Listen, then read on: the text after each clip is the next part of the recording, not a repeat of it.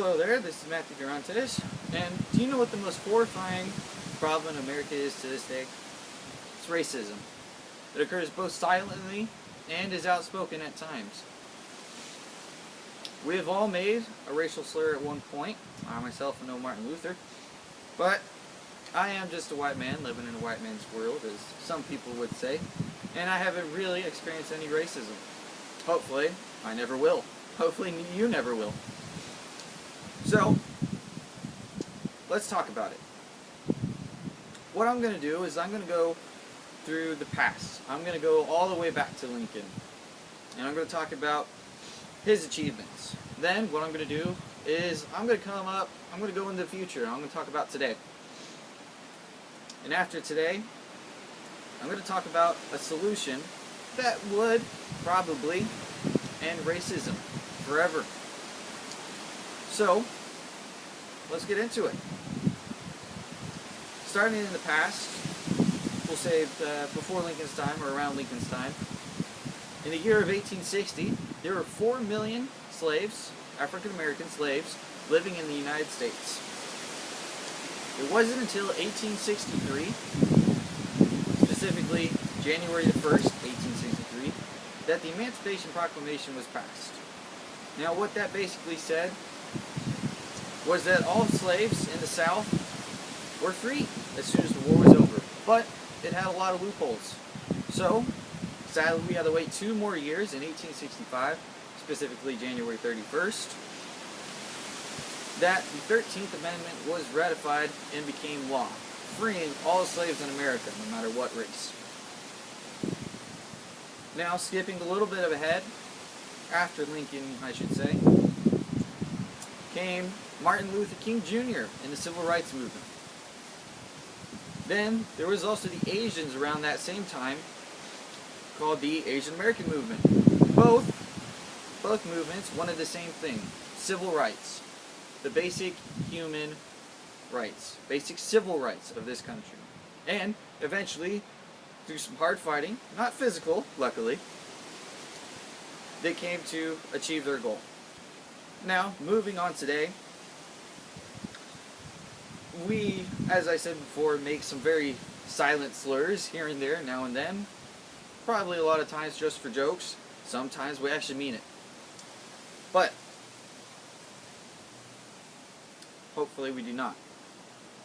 To this day, or as the Census Bureau is, of 2010 it was, 325 million Americans, there are 325 million Americans in the United States. 76% of them are white, 13% black, 18% Hispanic, funny enough, and 5% Asian.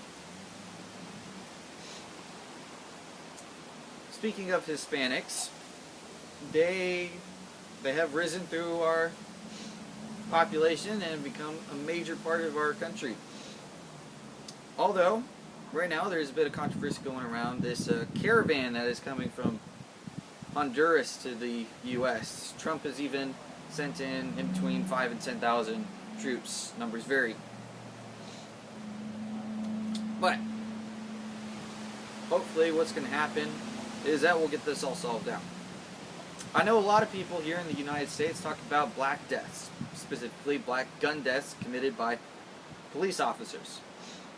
And granted, there are a lot of deaths, more than there ever should be, and a lot of them are racially antagonized. Most of the time, gun deaths between police officers and black population are justified on the police officer side through the rules and laws of the country. But black deaths in general are not mainly caused by police officers. Funnily enough, they're caused by other blacks. And that's the same for the white population and the Asian population as well, and the Hispanic population. All caused by each other's own races. Most of the time, it's not black on white, or white on black, or Hispanic on white, or Hispanic on black, and whatever. Most of the time, it's not based on that. It's between the two races themselves. which is a sad thing, but that's what it is. Now, let's talk about a solution to the racism problem, just in general, worldwide, specifically America.